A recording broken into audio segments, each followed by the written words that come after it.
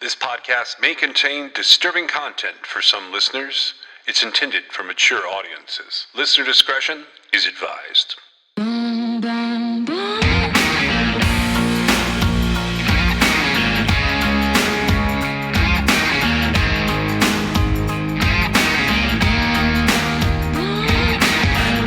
This is True Crime XS.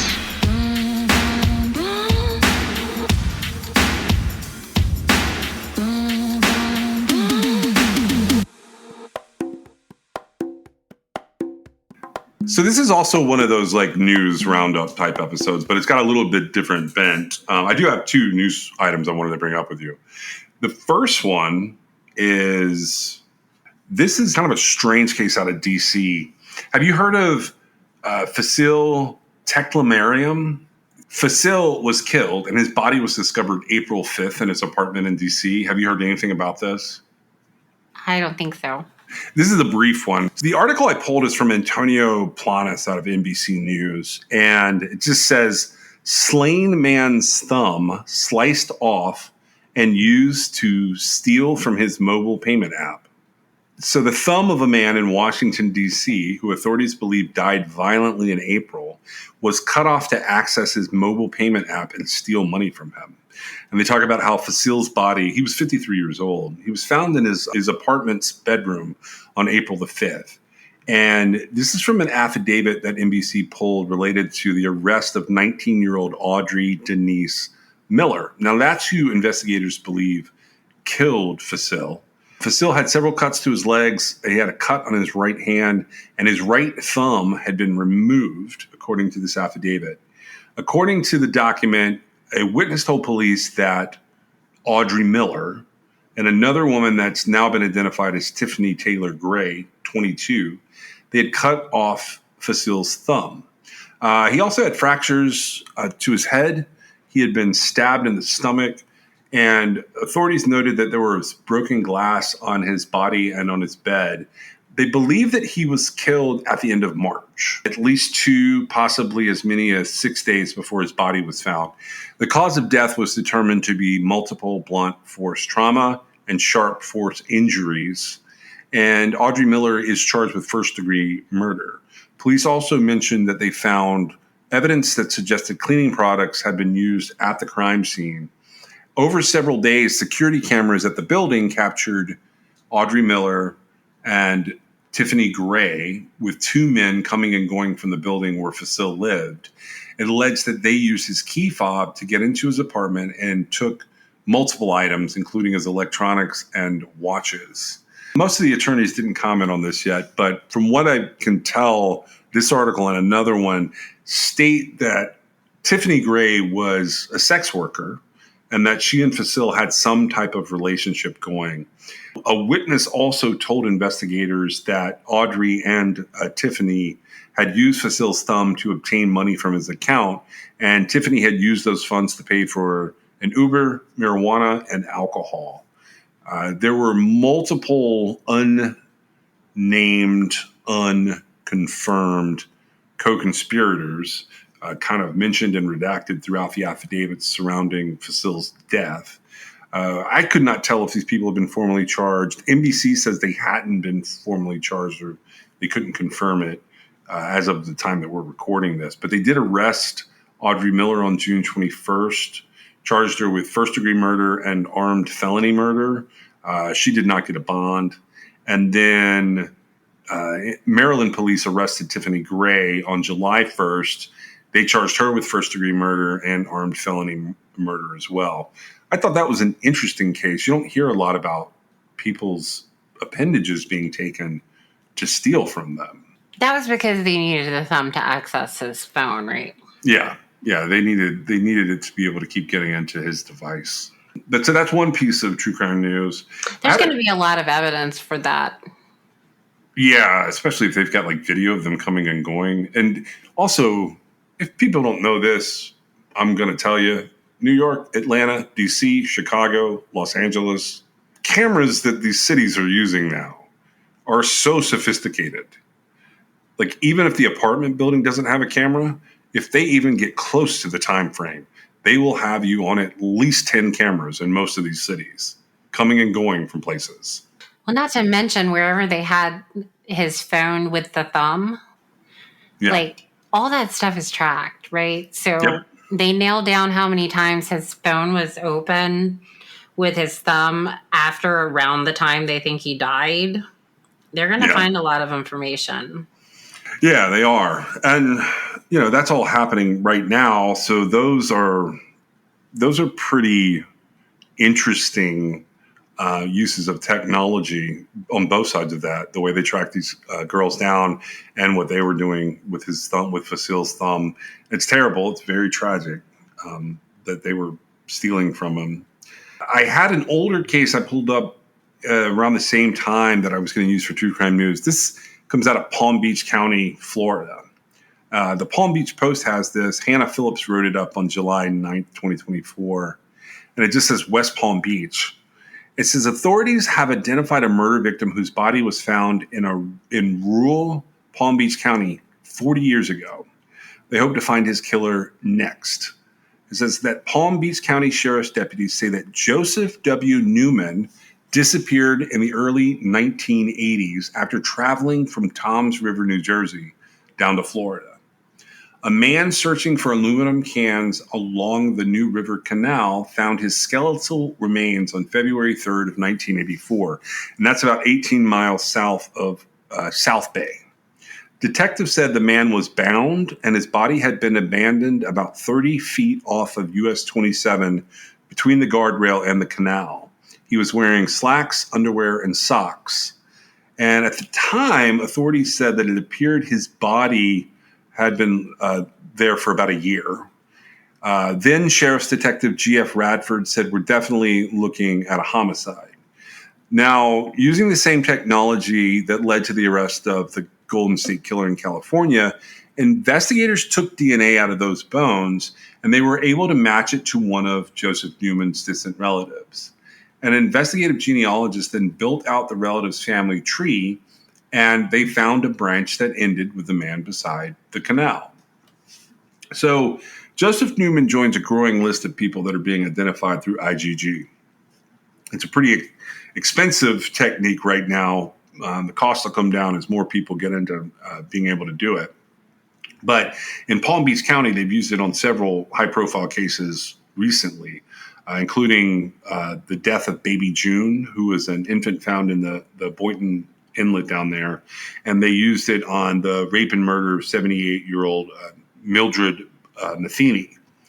Now, Palm Beach Sheriff's Officer's cold case detectives are hoping to identify any and all associates known to Joseph Newman. Now, there's a man they're specifically looking for. At the time, he would have been in his mid-30s, and he was known to investigators only as, quote, Jamie. Jamie had often bragged about being a football player. He is believed to be one of the last people who saw Joseph Newman alive.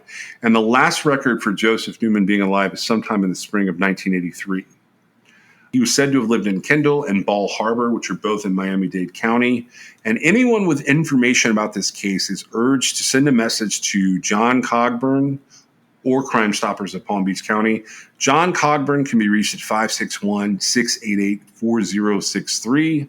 That's Detective John Cogburn, 561-688-4063. He can also be reached at CogburnJ, that's COGBURNJ, at pbso.org. Crime Stoppers of Palm Beach County is a website that you can easily pull up. They're also at 1-800-458-TIPS, 8477. So that's 1-800-458 and the word TIPS, which translates to 8477. There is a reward offered in his case. That case is, I have family in New Jersey, and that is the reason that I'm throwing him in here. It's a case that I feel like should be solved for Mr. Newman. He's a young guy when he goes missing. I cannot imagine what people would go through missing a relative like that, even if it's somebody who's kind of on the fringes of the family. I agree. Hopefully they'll be able to figure something out there. That it's good he was identified, right? Yeah. Yeah, he got his name back, and that's like the important first step. It's sad that it's taken this long. That's a really long time. It's 40 years now. Actually, I'd say I keep forgetting we're in 2024. The body was discovered in 1984, so it's already 40 years. They believe he probably died in 1983 sometime. I bring these cases up and this stuff up as true crime news, but I also wanted to talk about something that was coming out here shortly. Now, I've said we have a new series that we're going to be working on coming after this episode, either this episode or the next one. And another thing that is coming back is Unsolved Mysteries. And I think I have all of the cases that Unsolved Mysteries is covering. I'm not 100% sure, but I think I'm pretty close. I wanted to talk about a couple of them. Now, I'm just going to go ahead and throw out there that I believe one of the cases is Jack the Ripper. One of the cases is an update to the Mothman case out of Chicago. I don't know a lot about the Mothman case. I know a lot about Jack the Ripper. I'm not really going to cover those here, but I was going to ask you, did you ever get into like Jack the Ripper? Yeah. So my only knowledge of that is it was in a, like Sherlock Holmes or something, or like something true crime? Was, my mind completely went blank. The FBI guy. Oh, you're talking about John Douglas. John Douglas is one of his books.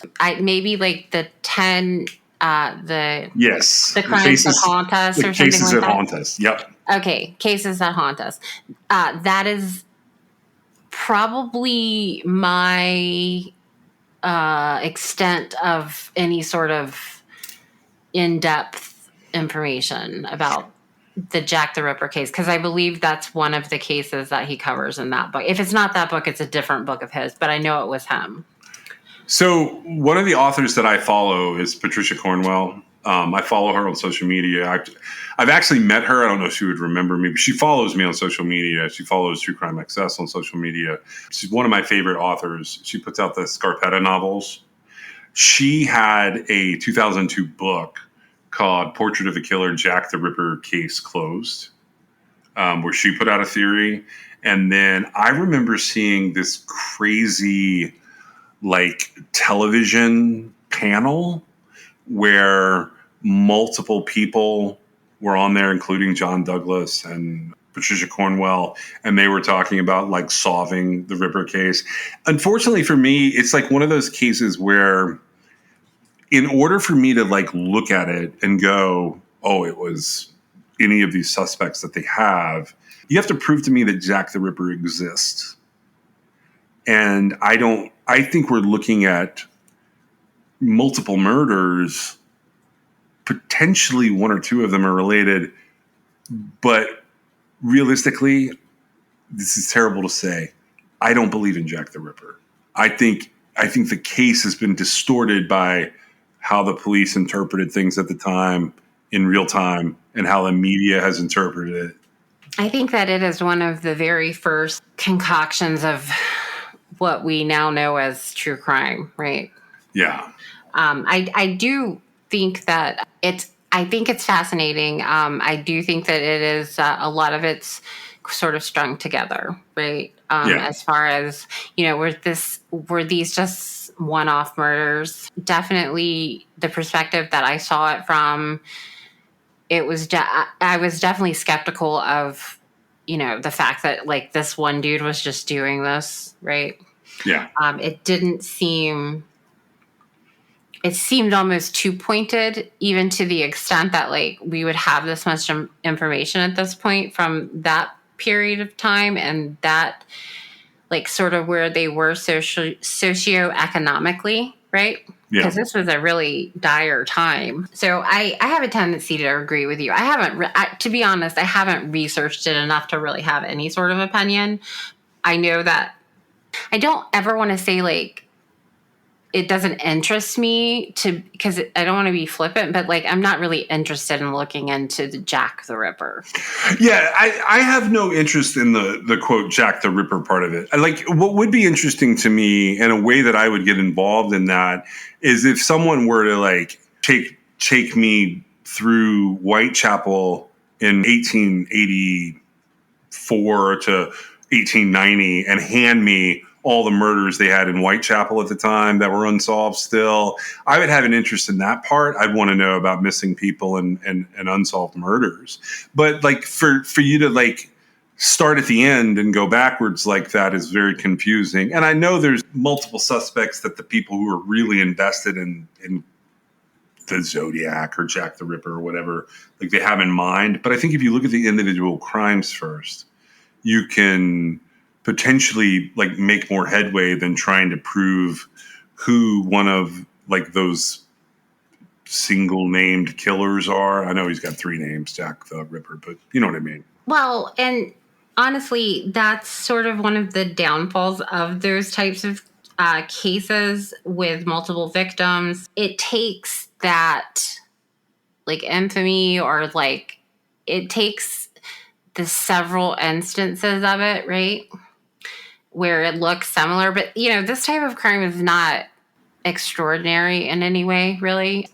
Think of the time and the place, right? And so for us, like now it's like kind of crazy, but, you know, is it for the time? I don't really think so. But sometimes it takes this infamy that brings them all together. We talked about it with the Jeff Davis 8, right? Right. Some of the other cases, like it takes this sort of like correlation to give it the strength it needs to be something, right? Yeah. And then it loses traction because it falls apart. It's not a serial case. It's individual murders that have now been associated with one another that will leave all of them unsolved forever because of the dynamic that brings when it's not a true serial situation. I think that is an answer to a lot of these like sort of age-old cases. They miss the forest for the trees, right? Yeah, they really do. I mean, I think that the current production crew on Unsolved Mysteries has a very high bar they are attempting to meet. I will say that like putting something out there about Jack the Ripper is interesting. I personally believe it's sort of a waste of a resource with the audience that you get with Unsolved Mystery coming out on Netflix like that. And I think this is volume 4, volume 5 or something. I would, you know, I think that Jack the Ripper is a bit of waste of space there for all the reasons you just described. I would rather see like some more, and I don't want to say that about the victims either. Like I'm not saying it about. But the bottom line is like, yeah, it's unsolved as it will continue to be. And they threw the Mothman in, and I don't know a lot about the Mothman. I know that there were these Mothman sightings in Chicago that have happened more recently.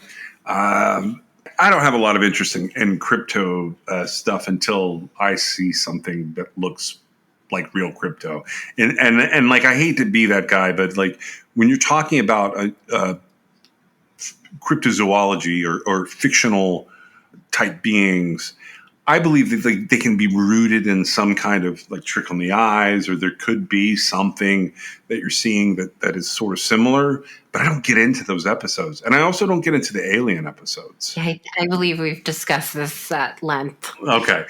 So I did notice, so one of the cases that popped up looked like they're doing, and they could be throwing us off with this, but it looked like they're doing something out of October of 2015. They have this overhead shot that's in the trailer. I have no idea what that case is, but it looked like it was indicating something related to like a helicopter camera from ASU, and they're showing like a crime scene down below. I didn't catch what that one was, but I did catch some of the others. It appears that they are covering the Beaver County Jane Doe case. And I feel like that's a little weird. Do you know what the Beaver County Jane Doe case is? I know what it's presented as, yes. So in December of 2014, in Pennsylvania, rural Pennsylvania, I think it was in an economy, if I remember correctly. That's correct. A teenager walking home, they say country road, I say road into trail with, country around it or rural area around it. They stumbled across something very strange. About 25 to 40 feet off of a road in a wooded area, there was a severed human head laying on its side. And authorities came out. He reported it. Authorities came out. They estimated the head had been there somewhere between 1 and 3 weeks. I think at one point they had said maybe a month, but something knocked it down a little bit from that. This is a really small road. Now, there's a 911 call that gets played on a YouTube channel. I don't know if it's real or if it's a reconstruction or what, but it's a teen basically calling into the dispatcher and just saying, hey, I found a human head. Officers come out, they look at it, it's laying on its side. There's nothing around that indicates it's fallen off of a body. They basically collect it like they would any other human remains. The head appears to be that of a Caucasian woman who is thought to be in her 60s. Now, if you pull up the NamUs profile for this, it says, I think, 35 to 85 years old or something like that. I don't know if that's accurate or not. The head has some indications that it was being embalmed or prepared to be buried. Right. And that comes up because at least at the point in time we're talking about, the embalming process had degraded the DNA to the point that they couldn't get a profile from it. Right. She has a very stylized hairdo, I guess would be the right word. And her eyes were being prepared as if the eyes were being removed and potentially they were going to put back in something more appropriate for like an open casket. I have read online that other people think she was actually someone who had been a donor body and that the body itself had somehow been separated from the head and where it landed was completely by happenstance. I don't know. That sounds weird to me for like a head to just bounce out of a cooler or a hearse or a transport van. It sounds like something that somebody would have looked into or never talked about again. Yeah. If you thumb through like the different things on Beaver County Jane Doe, that's what this case is kind of known as. It looks like they looked for, local funeral homes, cemeteries, grave sites. And I think they talked to a medical school nearby. None of them seemed to have like a good bead on what had happened to this woman that her head ends up in this field. But she is unidentified. At least she was the last time that I looked her up. She has a full set of teeth. She has a recognizable face. You know what I don't understand? I don't understand why they couldn't get DNA out of her teeth. That's a good question. I do not know. The embalming would not have degraded that, I don't think. That's a really good question. But apparently this is going to be one of the unsolved mystery cases from what I can tell. It looks like one of the other overhead shots in the trailer is going to be this case. And other people were speculating with me on Facebook that this is going to be one of the cases. That's interesting. It is a weird case, right? So this is a head that, like you said, we're not even sure that it's not somebody that was already dead, right? That, in fact, it sort of seems like it is somebody that's already dead. Right. Because of the embalming situation. I can see a lot of reasons why this would put even a mostly innocent person in a precarious situation, right? Because her head was, no question, no longer attached to her body, right? Right. There was a pretty graphic description of the way it was severed. Do you remember? Yes. it made it seem like it had been cut off, right? Yeah, I read two different versions of this, and I was going to ask you if you had come to a conclusion. The Beaver Jane Doe head, was it that they thought the person had anatomical knowledge or they did not have anatomical knowledge? I think that, so I don't know about that. What I got out of what they were saying, with the understanding I'm extraordinarily squeamish about that kind of stuff, I got that it wasn't an accidental or like it was a deliberate decapitation. It was not something that just happened accidentally or happened like from circumstance. It was a clear cut. Let me see if I can. I pulled up the unidentified awareness fandom page on her, and here's what it says there. And they pull from NamUs, etc. They say Beaver County Jane Doe was a woman whose embalmed, severed head was found in a wooded area in 2014. Her head likely had been severed by someone with anatomical knowledge. Her eyes had been replaced with red rubber balls, which is inconsistent with the funeral industry. However, the method in which she was embalmed suggests it was done in a funeral home rather than a medical school or somewhere else. Traces of a medication used to treat heart failure was found in her system, and she may have passed away from a heart condition. Foul play is not suspected in her death. I'm only throwing this one out there because I think it's going to be on the Unsolved Mysteries cases. And it's a head that was found randomly, off the road. It's weird. Yeah. We have talked about a lot of weird body part industry type situations on here. So talking about her is not like that huge a deal. I'm mentioning her here because I do think she's in the episodes.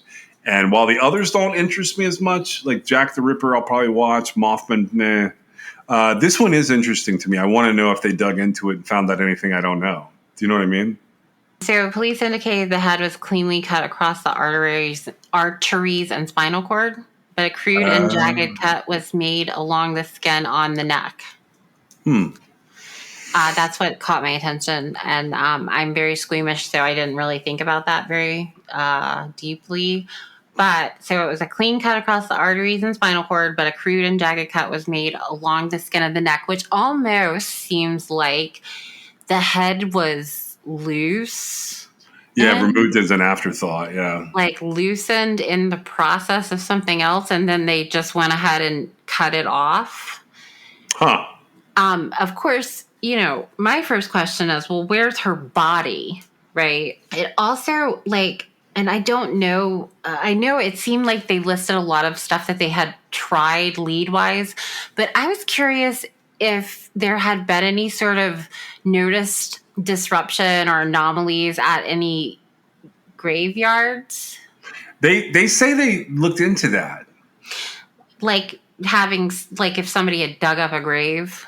Yeah, they say they looked into it and they didn't find anything. I don't know how hard they looked into it. I just know that that's mentioned in some of the news articles that I'm reading about this. Right. And so, you think about how many ways can an embalmed head end up on the side of the road, right?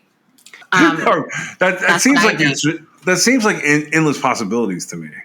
No, they're not. I don't think it is endless possibilities because, first of all, who has embalmed heads? Not very many people. Right? A pretty limited amount of people, yeah. Right. So you've either got to be, I guess, training or have... Now, okay, what do you make of the red rubber balls that aren't quite what funeral homes use? I don't know what to make of them. I don't even know what to make of the medication they found on her. Like they had medication indicating she may have been treated for some type of heart failure. Right. And don't you feel like, do you feel that it's strange they could trace that medicine but not her DNA? They just found that. Well, that's a good point. I guess they. And her head full of hair. I mean, yeah, there's a lot happening here.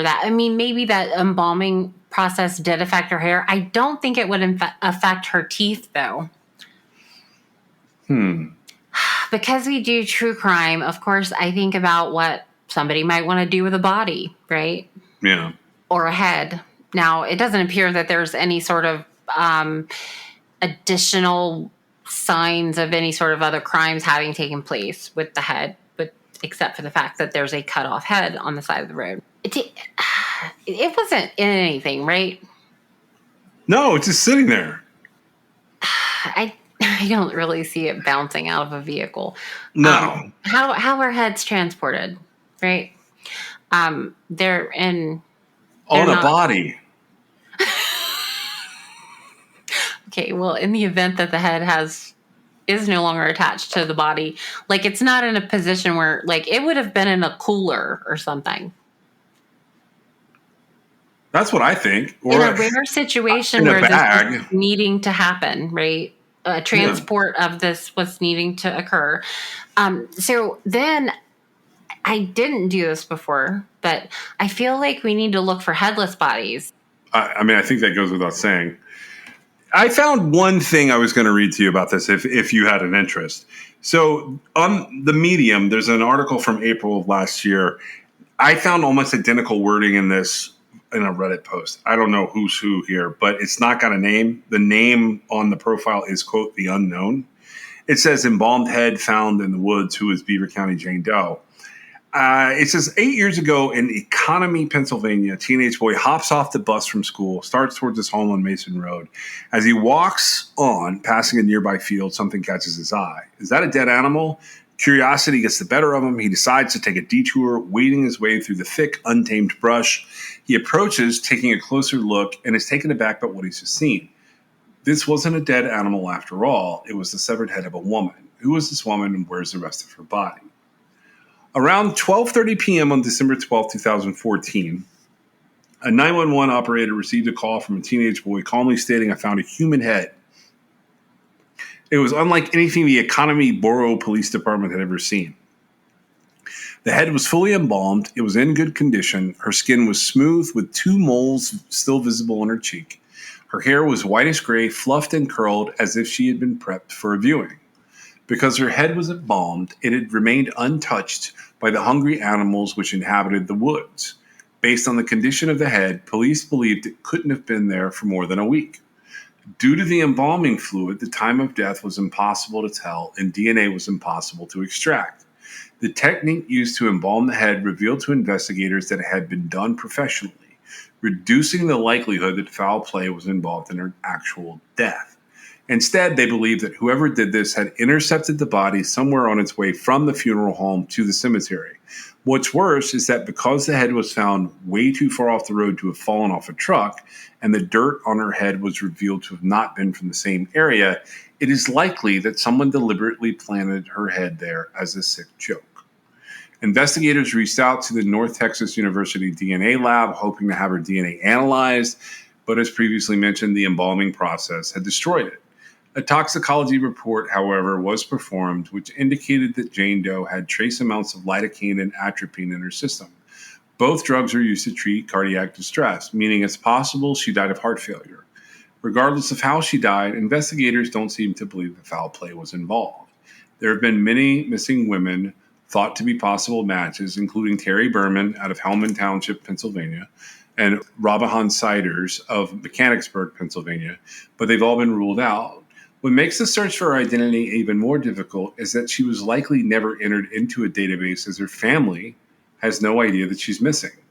Her teeth and fillings were examined by Dr. Raymond Miller, Dr. Mary Bush, and research scientist Peter Bush of the University of Buffalo, and they determined that work had been done on every single tooth, with one of them having been done as many as 7 times. One of the teeth pulled by examiners revealed a filling compound that wasn't available to dentists until 2004. The work on her teeth is what Dr. Miller described as patchwork dentistry, meaning the problems were addressed only when absolutely necessary. Since most high-quality insurance companies will cover crowns, cheaper plans might only cover fillings. This, combined with the sheer amount of work done on her teeth, makes examiners believe that Jane Doe was a lower-income woman who grew up in a place where the water did not contain fluoride. Stable isotope oxygen testing was done using her hair and tooth enamel, which determined that during the last 7 months of her life, she had traveled through parts of Beaver County, south and central Pennsylvania, eastern Ohio, northern West Virginia, and Maryland, and eastern New York, extending north to Lake Ontario. According to a local newspaper, the Cranberry Eagle, investigators believe she died somewhere in the region of the Allegheny Mountains. The mountains include Pennsylvania counties extending into northwestern West Virginia and northwestern Maryland. It's unlikely she lived in Beaver County due to the immense coverage of the case in local news. Of the most shocking aspects of this case is that whoever did this had placed red bouncy balls, akin to what you'd find in a vending machine, in her orbital sockets. The balls were found to have been made in a Chinese factory, but all attempts to narrow down where they were sold were unsuccessful due to just how many were produced. On top of the rubber balls in her socket sat eye caps, which resembled those used by professional funeral directors and embalmers. Typically, during the embalming process, the eyes remain inside the head unless they've been removed for organ donation purposes, whether it be an eye bank or organ procurement organization. According to the deputy press secretary for the Pennsylvania Department of Health, Wes Culp, if her death happened recently, it's likely that only her cornea would have been removed. In rare cases of total eye enucleation, the funeral director fills the orbit with cotton that has been saturated in gel and a small amount of seal powder placed inside and packed with the filler. It is only then that a textured eye cap is placed and the eyes are sealed shut. The juxtaposition of the crude uses of cheap rubber balls with the highly professional eye caps has stumped investigators and mortuary experts. If her eyes weren't donated, then perhaps something more nefarious happened to them. According to Michelle Vitale, an anatomy professor at Edinburgh University who was called to examine the head, it is probable that whoever was involved with the cutting had anatomical knowledge and experience. Cyril Wecht, a pathologist and autopsy veteran, examined photos of the crime scene and agreed with Vitale that it had to have been done by a professional. Both experts, along with law enforcement, believe this is part of the human body parts trade. While police don't want to release an actual photo of the woman's head out of respect to the woman and her family, there are sketches and a clay model that can be viewed. Police had initially hoped that releasing these to the public would crack the case, but despite them resulting in around 30 leads, all potential matches have been ruled out due to the dental records. It's important to note that while police don't believe foul play was involved in her death, abuse of a corpse is illegal in Pennsylvania. Furthermore, the sale of organs is illegal in the United States. If you recognize the woman in the images, please call the Beaver County Police Department or send an email to police@economyboropd.com. The police department, just so people have it, 724-869-7877. That's 724-869-7877. Or get in touch with Pennsylvania Crime Stoppers. They are 1-800-4PA-TIPS. That's 4PA-TIPS. Just throwing this one out there because I think it's going to be part of this. I don't find this one to be as much true crime as probably error. I mean, I believe somebody could have bought a head. I think when something like this happens and you don't have an answer, it's because someone made a mistake. Right? Because this is... Like, have you ever heard the old adage about the funeral home suit being the wrong color? You know what I don't know. It's like a joke or an anecdote or a little kind of dark story. But basically, a woman comes into the funeral home to see her husband for the last time, and he's all prepped and he's laid out, and he's wearing this beautiful blue suit. And the woman looks at it and she says, he looks amazing. His face looks great. My only concern is, like, he's in a blue suit. He wasn't fond of the color blue. I would rather him like have a black suit. And the tech says, you know what? We'll take care of it. Don't worry about a thing. And she comes back and she sees the open casket at his wake, and he's in this black suit. He looks amazing. She goes up and she thanks the funeral home director, and she thanks the tech, and she says, "Thank you so much for doing that. What do I owe you? Like, I want to compensate you for making that last minute change." And the tech says, "Don't worry about it. It's no problem at all." And she says, "Well, at least let me pay for the suit." And he says, no, it's not a problem. I'll tell you about it after the service if you need to know what happened there. But you don't owe us anything. So the service is over, and the body's taken away. And the woman walks up to him again, and she says, "Are you sure I can't compensate you for the suit. And she says, no, it's no problem. And she says, well, how did you do that so quickly? And what happened? And he says, well, there was another man here, and his wife came in and said that she preferred that he would be buried in a blue suit. So I just switched the heads. Oh my gosh. So my point is, if you were doing something like, this is something I didn't look at in this area. You could probably look there. My guess is you have someone learning mortuary science. Right, exactly. Who is going to just never tell a soul. Right. And we're never going to know who this is or what happened, because somewhere along the way, they figured out how to cover up whatever mistake they made in a way they would not be discovered by switching the heads, or by, like, you know, even if someone came in and said, hey, what happened to such and such, if it was a body that had been donated for those purposes and they simply said, I disposed of it, and they weren't supposed to do something, or they realized they had not disposed of it, I don't know why they would throw it out on the side of the road, but clearly it happened. And I think that it only happened to one person, because two people, one of them would have cracked. Oh yeah, right. Something this simple, they would have cracked. Well, right, because because mistakes happen. Whatever involved in the mistake, right? They happen. Some things happen and you can't take them back, right? I don't know what would have led to this particular thing happening, but it's almost like at this point it's too late to say, like, oh, it was just a mistake, right? Because yeah, so this is like borderline true crime mystery for me. It's an unsolved mystery. Because there's a head that is there. It's a little odd. It does seem legit, though,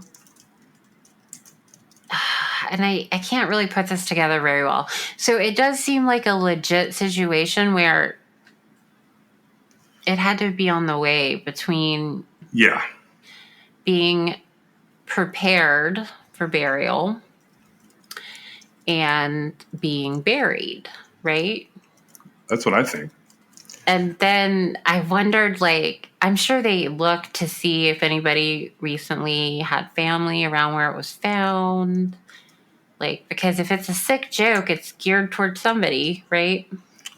Yeah, I mean, so this is, okay, so you guys have an idea of why I'm going down this path. This is on the path, like if you were leaving Pittsburgh and you were coming to this location where this head was found, 18 miles away is the Pittsburgh Institute of Mortuary Science. You're kidding. Nope. You're talking about on the path out of Pittsburgh, less than 20 minutes away, you've got the Pittsburgh Mortuary Science Academy right there. That's my guess where this head came from. Seems like they'd be able to figure that out. Would they? Depends on who did it and who knows about it. Timing-wise, though, right? Yeah, could be. I mean, they've got to have records, even like separate and apart from people handling the bodies, right? They would have records of what's happening. So, yeah, but if those records are such and such came in, such and such was cremated, such and such came in and was embalmed and buried, you know what I mean? Well, right, but for a limited period of time, I would feel like they would all have to be investigated. Again, it's just a certain, well, and they wouldn't really even have to do anything except a kind of cursory comparison between the appearance of the person when they were alive and the head. Yeah. I just am picturing, okay, maybe I'm totally wrong on this. I am picturing someplace like an Institute of Mortuary Science as having donors and the option to have a low-cost burial. Well, well, that's exactly what I don't even know about the low cost thing. The way that they would learn is by doing it. Right. So I think that that's where your answer is, and I don't think this is as big a mystery. I think this is a waste of time? No, I don't think it's a waste of time. But wait, why haven't they, like, I mean, you and I just put it together. Because whoever that person is has decided they're not talking about it. That's it. That's the whole mystery. That's it. There's no, I mean, like, they did something for whatever reason, either by mistake or they went down some rabbit hole or they took the wrong drug and like just happened to be standing there when it kicked in. They did something here that like caused them to do this thing that is terrible. And out of embarrassment or whatever, they cannot come forward. Listen, if for some reason you did this and you come across this podcast episode before Unsolved Mysteries, which is all highly unlikely, just send an anonymous letter, go to Crime Stoppers and just say, I was a student at the mortuary science place. I did this. I'm sorry. I am not coming forward. This woman would have been there during, December of whatever. So that's it. That's how you figure it out. Well, the other thing there would be if somebody had knowledge that place was there, and that would be. I'm gonna have to go and drive around on Google with this one. Honestly, you could probably go through Pittsburgh's obituaries 3 weeks, like in the. Yeah, but don't you think they've already done that? Certainly, they did. They had to. Well, then why is it on Unsolved Mysteries? And so my final question, is this a worthwhile case for a platform as big as Unsolved Mysteries? Well, it's 10 years, right? Yeah. So if I say no, then like I'm a heartless person, right? No, I don't think you're heartless. But like this is a case where it's not going to be a missing person. It's really hard to, like, embalming is not going to happen outside of a normal. I mean, there's several ways you can end up embalmed, but it's not like a happenstance type of thing, right?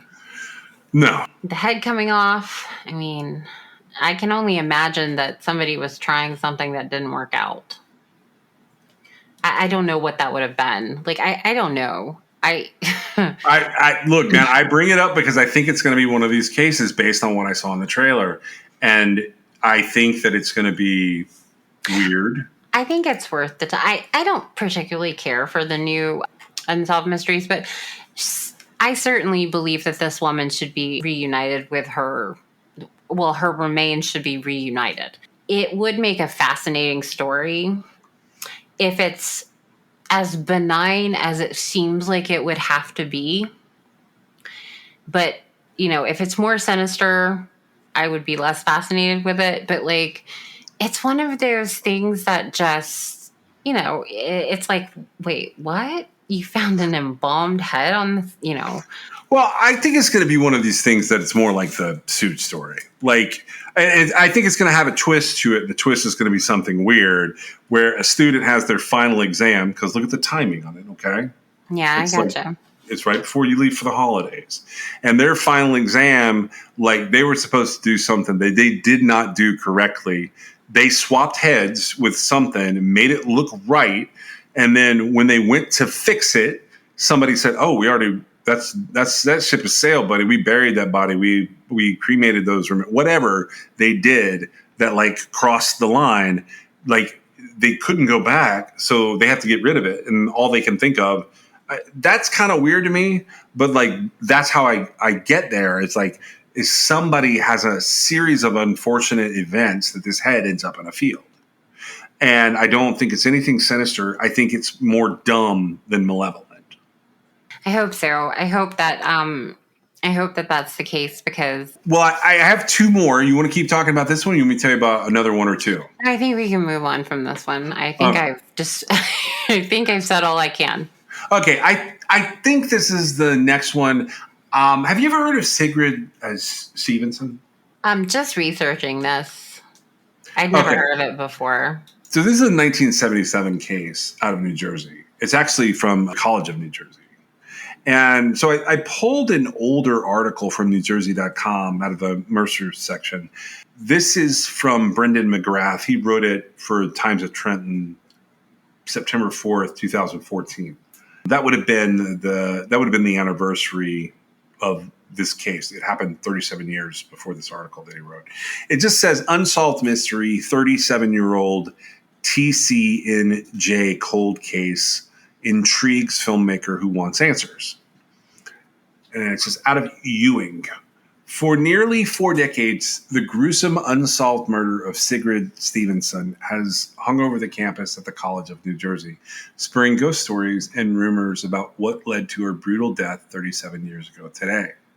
Stevenson was 25 at the time. She was found bludgeoned to death and naked on the main stage of Kendall Hall's theater at then Trenton State College on September 4th, 1977, just 4 days before classes were to begin. While a number of clues have surfaced in the meantime, her death is still a mystery that many are eager to see solved. One of them, a TCNJ graduate who made a film about the killing and is now pushing for a cold case group to look into her death. When Scott Napolitano arrived for his freshman year at the campus in 2002, he heard a number of different stories involving a murder at Kendall Hall. The first time I heard about it was around Halloween my freshman year, says Scott, who is now a high school film teacher. You hear it 3 or 4 times and the stories don't match up. Scott was intrigued. But it wasn't until his senior year that he really began digging into the story. Someone had died in Kendall Hall, but he wanted to know who and when and how. As a film student in the Communications Studies department, he worked with a group on a senior thesis that involved creating a short film, and he chose to focus on a ghost story. He decided to find out what had happened in Kendall Hall so that he could use the occurrence as an inspiration for a fictionalized story. Sigrid Stevenson was from Livermore, California, but earlier in her life had lived in the area where her father worked as a professor at Princeton University. She came to TSC for her master's degree in music and was staying with a professor earlier that summer. In the month before her death, she was said to have hitchhiked to Canada. She had attended a play in Kendall Hall the night before her death. The next night, when a campus police officer was walking past the building, he saw her green bike chained to the fence. The building was locked, and when he entered, he discovered her badly beaten body on the stage, covered in blood. Authorities later revealed that she died of a fractured skull and bleeding from cuts to her face and scalp.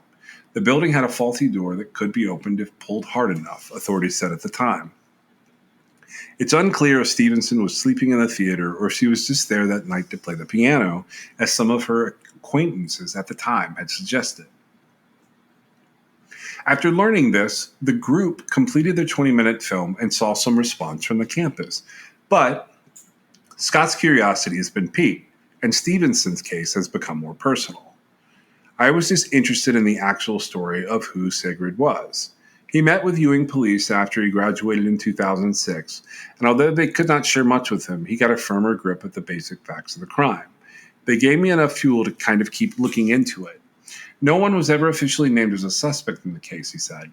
It leads you to think about what kind of people would have known and would have been interested in going to that building at night. In bits and pieces over the last decade, Scott has found new details about the case and learned about Sigrid's personality. Everyone who knew her said one thing: she loved and lived to play the piano. It was interesting hearing all of these warm recollections about her and seeing the haunted look of people who worked that case. They've all had that same look of sadness. 12 years after he first learned about it, the case still bothers Scott.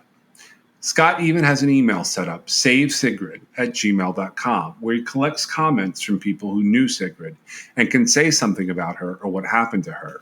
He's been trying to encourage the Vidoc Society, a group of former detectives and law enforcement agents who work on cold cases, to help Ewing police solve the case. There's no new information from the Mercer County Prosecutor's Office. Kathleen Petrucci said there had been no new evidence and there's nothing that investigators can follow up on. Although TCNJ characterizes this as a cold case, they meet regularly with the county prosecutor's office and Ewing police to revisit it and see if there's anything new to the story. David Moha from the college said the college remains interested in seeing the perpetrator of this crime brought to justice. Ewing police said they have revisited the case a number of times over the years, but never caught the big break they need. I thought this was an interesting one. I did know about this story, and you're asking what kind of people go into the theater late at night, and that was me in college. I got in so much trouble sneaking into those buildings, but we would go in there and study. We'd go in there and play on the stage. I mean, I was a drama kid in high school and in college, and we literally, lived and breathed in those buildings back then. But I bet this guy shows up in the Unsolved Mysteries episode. So this is going to be a situation where whoever's responsible for her murder had to be in a certain position, right? I think so, yeah. They had to know, because it's not like this was it is public access to an extent the students at the school could go in, right? But you're talking about the doors were locked, right? Yeah. And I believe, I don't know if you said it or if I read it, but the security guard pushed the door really hard to get in. Yeah, he just jerked it and it came open. It didn't latch all the way, is what I read in the different news articles about this. Right. And so, first of all, what was she doing in there? Which I think there was something about her playing the piano or a variety of other reasons. I think that a very close look at this case would have revealed it when it happened. And I don't mean to be who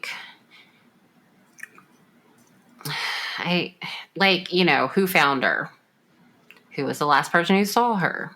Yeah, I'm, the campus security guard or police officer or whatever he was, that's a good place to take a look. The whole cast of the play they were doing that night was JB, which weirdly I've been in JB 3 times. I've done it in 3 different places. But she wasn't part of it, right? No, she had nothing to do with the play. She had gone to see the play the night before. I don't know if they mean, so this would have been Labor Day weekend. And that's going to be the last performance of summer theater. So I don't know if they mean she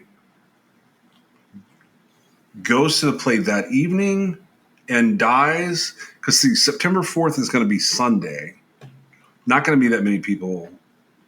Probably going to be a matinee show. So she's going to see the play in the afternoon. Then they're going to lock up because unless it's different than other plays, I'm going to bet that she isn't. I'm betting she's alone. They're not going to have an evening performance, so she could. I don't know when she gets in there, but she could have been in there at any point in time. She was said to have known. It was said that she was known to have gone in there to play the piano quite a bit. It had there was a big piano right off in the wings of the stage, and it was better than the pianos that they had as practice pianos in the music building. That's why she went there. Right. Mm-hmm. So the campus police officer is a guy named Stephen Cocotaggio. He sees her bike and he goes in. What was interesting was she's laying naked, face down, covered with the piano's dust cover, and she had been bludgeoned to death. So there's blood all over her sheet music. There's blood all over the stage and the piano. Her jeans are found folded neatly nearby. The implication becomes that she was sitting there naked playing the piano. She was so badly damaged and there was so much blood around her that the rumor was she was identified by her hair. But they really, that's it. That's all we know about her. Right. And so when you get into something like that, you've got a building that was locked up with limited access, right? Who, if anybody, would even know anybody would be in there, right? Right. I have never heard whether they said she was sexually assaulted or not. She was not raped, according to everything I've read. I think it could be that we just don't know, but I think it would have come out. Right. So that's weird. I kind of don't buy it, but at the same time, I have no reason to not buy what they're saying. This is an old case, right? Um, it, One of the things I did notice was, the kid that was sort of sparking this, fire to look back into it. When they say like, we can't reveal too much information. I'm like, well, what are you holding out on? What are you holding out for? If that's the case, then they suspect it's the campus cop. If that's an accurate setup, the only other person it could be is somebody who lived in the theater and wasn't supposed to. Honestly, or if she had been with somebody. Yeah. If she had been there with somebody, right? She certainly wasn't going to be. I don't think she was sitting there playing naked unless there was some sort of prior documentation of her doing something like that. I thought it was an odd indication, but I found it multiple places online where people were talking as if they're it was saying a known that thing. Because they felt like she had folded her. I think the point of it was that like she would have folded her jeans. Somebody in the throes of this rage would not have, right? However, it seems a little bit odd to say that someone who would be playing the piano naked would have folded their jeans. Because it's not like she's at home playing the piano, right? This is the middle of a theater building. Yeah, it's a weird thing. It would be a weird thing for her to be there naked, right? Yeah, a little bit, yeah. Playing the piano. So, again,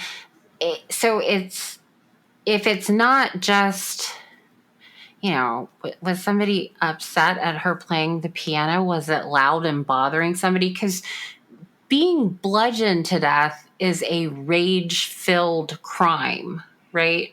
Yeah. So it's either a situation where, somebody was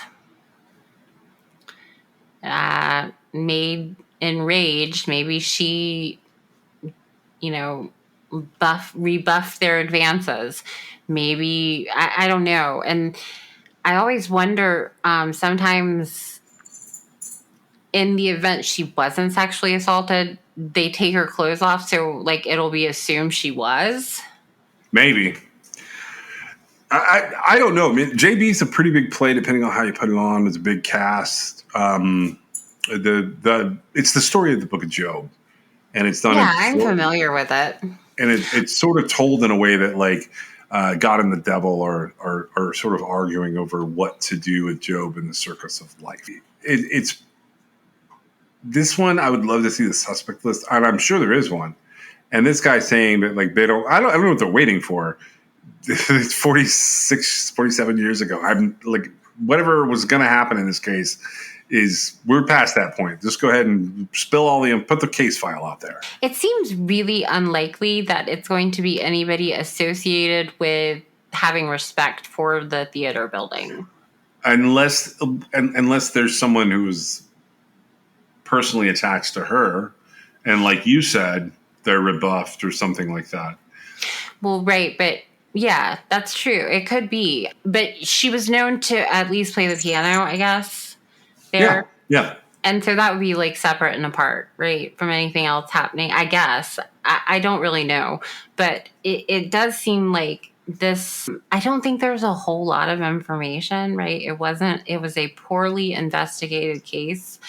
I have a feeling that has to do with the fact that it's not great for a student to be bludgeoned to death in the theater, right? We don't know that this is a poorly investigated case. Well, it's not solved. Well, that doesn't make it poorly investigated because, like, if they don't want this to be like a problem and they've identified who it is and taken care of that problem in terms of like told them to get away or whatever, and they don't want to draw attention to the school. That's a poor investigation. That is a lack of prosecution. It does not mean that it's a poor investigation, in my opinion. Yeah, I disagree. I would have to say that that's not their call to make, but I do see why that. No, I'm saying, like, if all you have is campus police and then the local police, and the administrators hide information from you, that is not because you were poorly investigating. It's because they wanted a specific outcome, which is sweep this under the rug. That's the administration of the college. Right, but a good investigation would root that out. There's only so many people that this can be, right? It's not going to be a random stranger that's, walking through the college campus and happens upon an empty building where one girl is in there playing piano and they push hard enough on the door to get in, right? Yeah. That's not going to happen. And so it's got to be somebody who they had an inkling she might be there, or they were there with her. They had a reason to be there otherwise, and she was there encroaching on their whatever they were doing, right? Right. Again, there would be no reason for her to end up naked in that situation unless they were trying to set it up to look like something it wasn't, right? Right. And so I'm just saying, I feel like this isn't a situation where, unfortunately, I don't think there's going to be DNA. I mean, maybe they kept some evidence. I don't know. But it seems like the list of suspects would be fairly limited. Well, so this is my favorite one of the cases that seem to be coming. I've read a lot over the years about her case and a lot of conflicting information. Like you were asking the right questions, like was she sexually assaulted? And my answer stands as they said no. That doesn't mean she wasn't. I've read that she was bound. I've read that she was strangled. I've read that she was also beaten on top of being strangled. I've read that she was just beaten. I hope they do some justice to this particular case because I'm very interested to know if they tell us enough in this Unsolved Mysteries that we can look at it again and go, that sounds like something that can be solved. It's out there on the internet, this case is, but this is the one of all the ones we've talked about so far. This is the one that I look at and go, okay, that seems like a great use of the platform. You know what I mean? It's for sure a murder, right? Yep. And for sure it's not solved, and it's very solvable. Yeah. I'm looking forward to this particular one. I will say, though, okay, it is a good use of the platform. However, again, just like the list of suspects is very limited, I feel like the list of people who have knowledge will be very limited as well. But maybe somebody knows something through somebody, right? Yeah. Yeah, I mean, I'm with you on that. I would like to see this one get some justice. I have a feeling we're going to get a rehash, but I'm hoping they like clear up some of these questions a little bit so that we can understand a little more about her case from the outside. Because like you said, like as soon as I mentioned in that article that like the guy was saying, they weren't giving me a lot of information. Why not at this point? Like, I know what do they stand to lose exactly? Like they might actually solve it, right? Yeah. Because I feel like the factors completely eliminate. Well, it could have been a stranger to her, but it's not going to be a stranger to all the situation, right? I mean, best case, they're 68 years old now. You know what I mean? Well, right. But it's also going to be like a straight motive. So if it's not a stranger, it's going to be love, money, or revenge, right? Yeah. And it could be revenge for something as, small as you're playing the piano and I'm sleeping here, right? Yeah. Anything. But again, I hope that they do expound upon it. I feel like something like that is probably the only way it's going to be expounded upon, because the student who took an interest in it tried really hard to get more information, right? I think he did. I mean, I think he put a lot of effort into it because he wanted to try and advance his movie and he wanted to know what happened to her. It does look like he put a considerable amount of effort into it. He's not the only one either. I've seen multiple people on the internet that have tried to take a stab at this case. And I feel like the people that are holding, if there's information that's being held hostage, I feel like they're looking at it the wrong way at this point. Like, I don't feel like there's anything to be gained by holding it back. Yeah, I agree with you there. I got one more. You want to hear about one more that I think is going to be an episode out there? Sure. I pulled this from CBC Canada. It's an article from October 27th of 2015. And I think this case is the one that they referenced as a body found in the basement. It's one of those cases that kind of reads like a little bit like the Peterson case, with someone having an accident or been murdered, or somehow they get down a flight of stairs is the idea. But that's not how it like started out. And I'll kind of tell you like where I get to on this case. I believe that this case is going to be Amanda Antoni. And so this headline reads, Amanda Antoni's death very suspicious, homicide investigating. And then it says, Amanda Antoni, 31, her husband and parents had just returned from a San Francisco trip. So this is in Calgary, up in Canada. And it says there were signs of a violent crime at the Castle Ridge home where a Calgary woman was found dead by her husband on Monday, said the Calgary police. The body of Amanda Antoni, 31, was found in the Castledale in her Castledale Way home on Monday afternoon by her husband Lee, who called 911. First responders made the decision to call the police after assessing the situation as suspicious, according to a Calgary Police Service release. Staff Sergeant Doug Andrus said that Antoni's husband has been cooperative and is not a suspect at this time. Lee Antoni was out of town over the weekend and last spoke with Amanda on Saturday night. Police didn't call the death a homicide until the medical examiner finishes the autopsy, which has been underway since Monday, but investigators believe the situation is very suspicious, and the homicide unit is leading the investigation. There was no reported history of domestic conflict between the couple, according to police, and the police service's technological crimes and cybercrimes units were looking into Antoni's social media accounts and forensically examining her electronic devices in an effort to determine whom she was in contact with prior to her death. The Antonis had just taken a trip to San Francisco with the victim's mother and her husband. There were messages of condolence posted to the Facebook walls of the Antoni's family members on Tuesday. So this is a woman who's found at the base of, or in the basement of her house. And did you remember this, like when it happened or no? Because it was kind of a weird one. And I think I don't think I did. What now? So is this in Canada? Yeah, this is Calgary. This is Canada. Okay. Canadian. But they had been on a trip to San Francisco. And then they're back in Calgary. There was a scene that appeared to be a struggle, right? That's what they thought, yeah. Otherwise, she's found at the bottom of the stairs, right? Correct. And I don't know that I have any idea, like, what happened to her. Well, so I had looked at her a couple of times over the years because she kept popping back up into the news. And it was interesting when she was popping into the news because, like, she was one of those people that at first they come out and they say it's suspicious. About a year later, they come back in 2016 and they flat out say it's an accident. And then there were some spotted articles here and there, like Family Wants to Know What Happened to Her.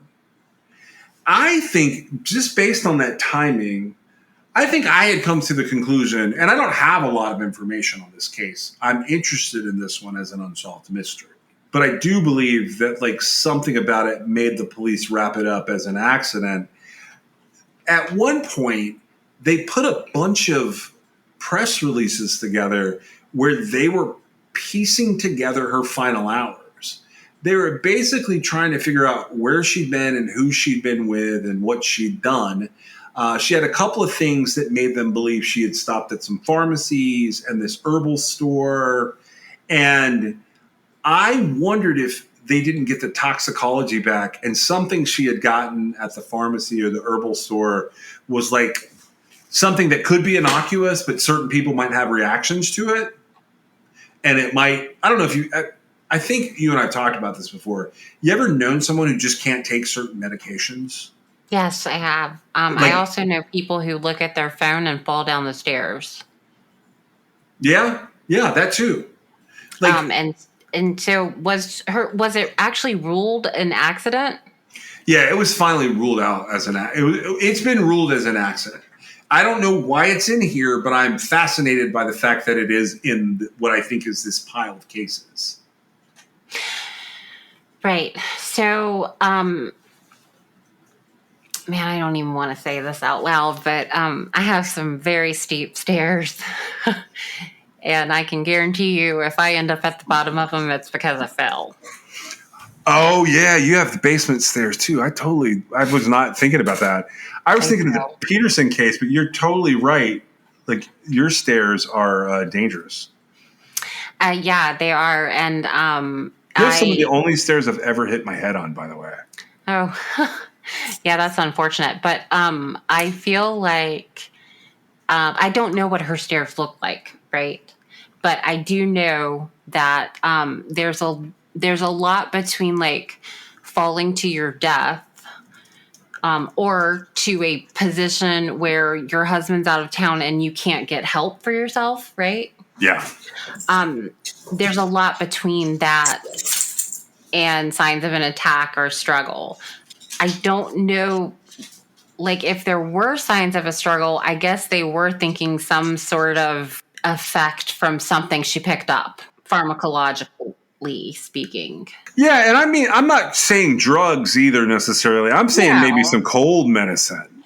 Cold medicine and herb. I mean, who knows? It could be a variety of things that hit her the wrong way, right? Yeah. I think what they ran into was a lot of blood.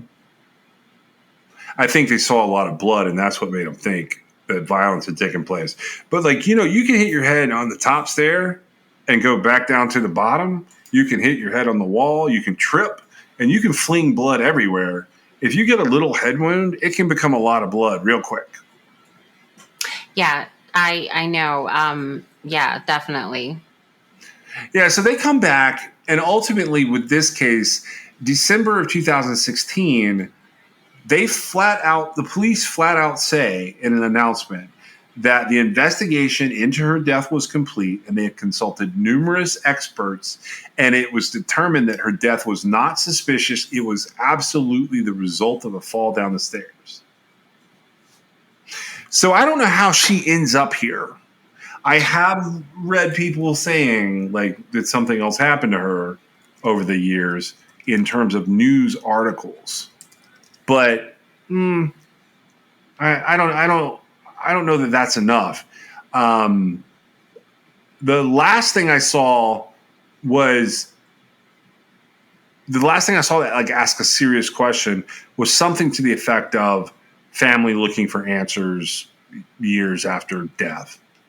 I think that that would actually kind of fit in with some of the stuff that I've seen on Unsolved Mysteries, and it's a really tough thing to lose somebody, especially when there are wonky circumstances, right? Yeah, I mean, you and I look at these cases all the time. So what makes this interesting for me is what did Unsolved Mysteries have to think that this is an unsolved mystery? I think that it's a...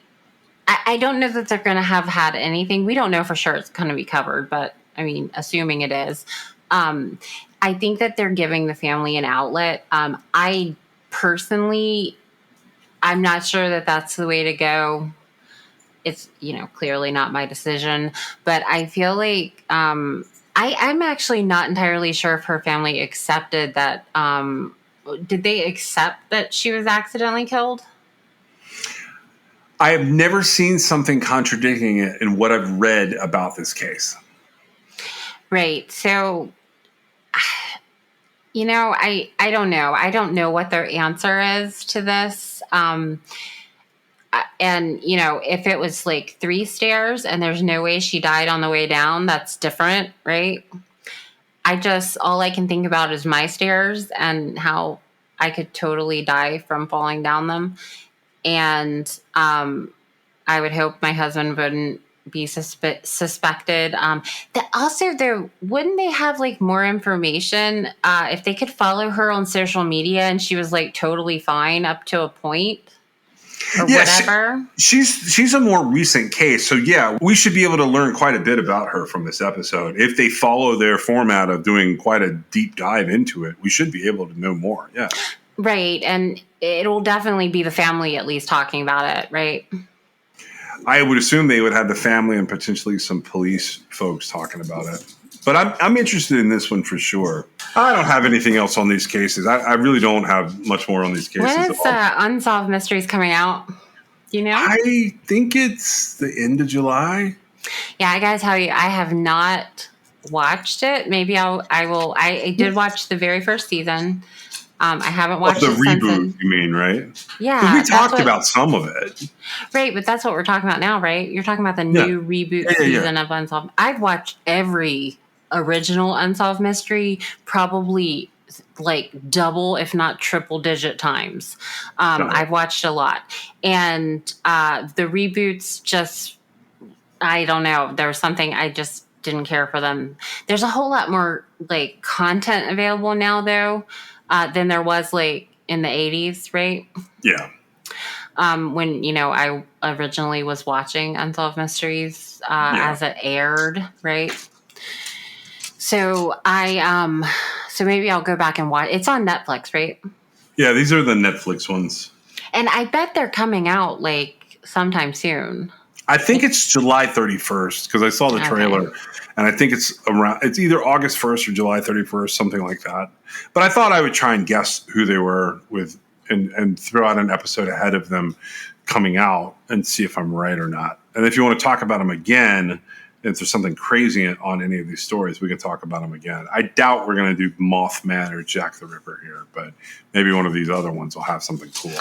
If I could find something definitive one way or the other on Jack the Ripper, like if it could be broken down that it's not one person or that it is one person, I might be interested in doing that. But I don't think that there's anything that exists. I'm never going to talk about the Mothman, ever.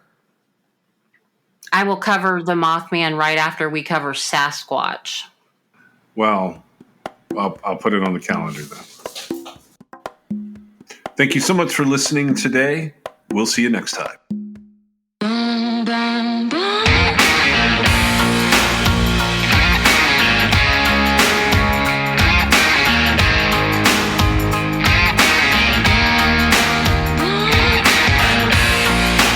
This is True Crime XS.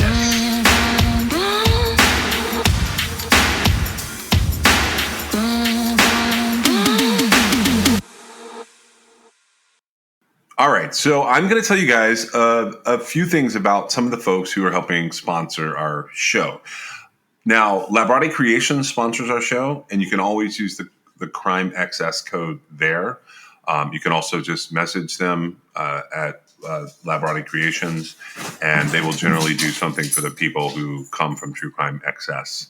They were our very first sponsor. They've done a lot for the show, and that code is CrimeXS at LabratiCreations.com.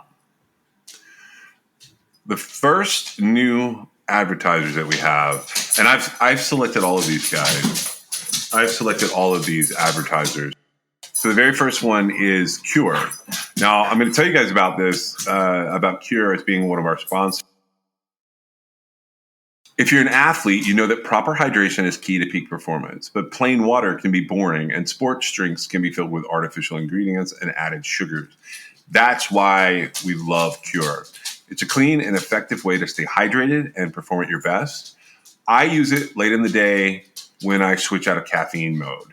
Specifically, when I hit the pool or I go play tennis with my wife, I use Cure to help me stay hydrated. It helps me recover after a long day. Now, you guys may not know this, but I build things. Right now, I've been building several structures on our property out here. Among those is a new podcast studio space for myself. I do a lot of that work at night and into the wee hours, and I always have some Cure with me to go into my aluminum water bottle. Hydration is not just about filling up my aluminum bottle with water. Cure Hydration is an oral rehydration solution that contains the perfect balance of electrolytes and glucose to help your body absorb water and rehydrate quickly. Whether I'm building things or putting the podcast together or chasing these dogs that you sometimes hear in my studio up and down the trails to get them worn out, Cure Hydration is the way that I choose to go. Cure Hydration is an oral rehydration solution, or an ORS, that contains the perfect balance of electrolytes and glucose to help your body absorb water and to rehydrate quickly. The formula is made with all natural ingredients like coconut water powder and pink Himalayan salt. It's free from artificial flavors, from sweeteners, and preservatives. Pure Hydration is vegan, gluten-free, and non-GMO, making it a great option for anyone with dietary restrictions or preferences. The packets are convenient and easy to use. You just mix them with your water and you drink. They're perfect for on the go. They're perfect for travel. And anytime you need a quick and effective hydration boost, ready to combat dehydration, then you try Cure today and feel the difference for yourself.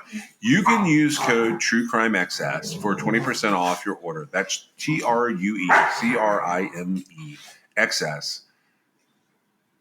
I have a link that I'm putting in the most recent episode show notes, and TrueCrimeXS will get you 20% off. Our second sponsor for the show today is Laird. Now, Laird has a list of things that they want me to tell you about. They have better ingredients with amazing taste and functional benefits. They have a superfood creamer crafted from the highest quality, all-natural, real food ingredients. All Laird products are sustainably sourced and thoroughly tested to ensure that you're incorporating the cleanest, finest fuel into your routine. They have all natural whole food ingredients, and they contain naturally occurring MCTs made from coconut oil. There's no artificial flavors, there's no colors or additives, and there's no sugar from highly refined corn syrup.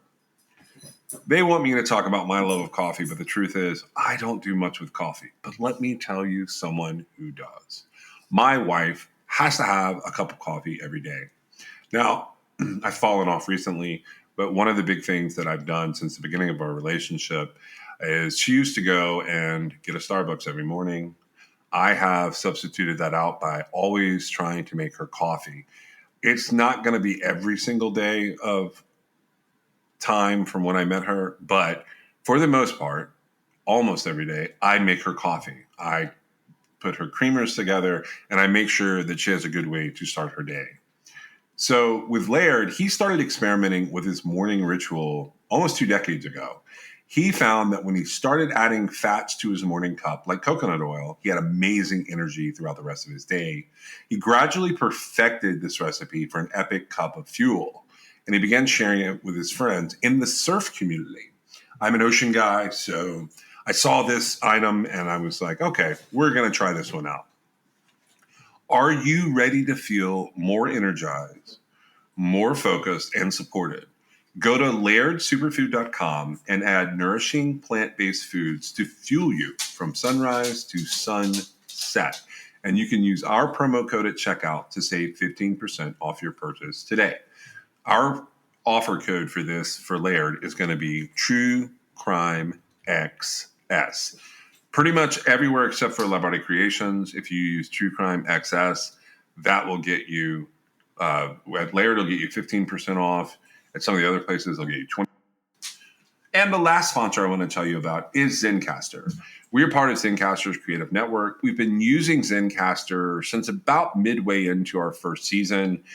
Meg and I experimented with a lot of different ways to put the podcast together. And the truth is, Zencastr, an integral ingredient to us being able to bring you this show. It's so easy. It's now super easy. You can record a podcast with Zencastr. You can log in using your browser and you start recording a high quality podcast right away. You can record studio quality sound and up to 4K video with your guest.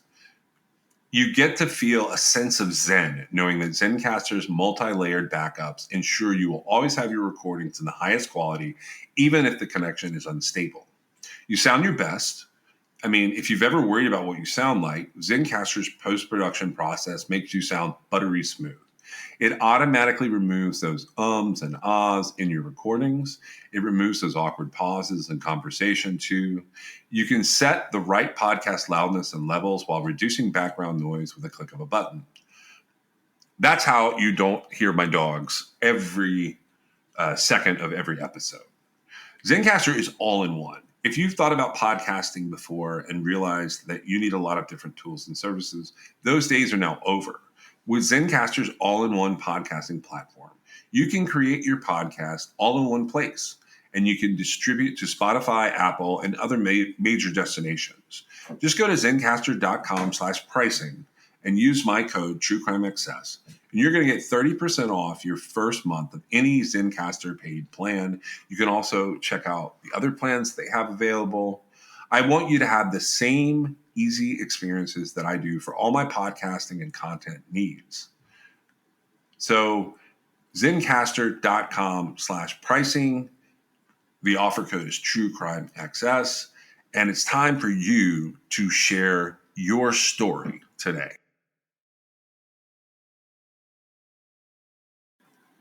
We are also adding New Era as a sponsor for the show.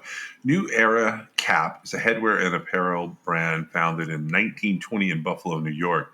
Now, I actually have some experience with New Era caps. My dad and I have been through multiple iterations of baseball caps through the years.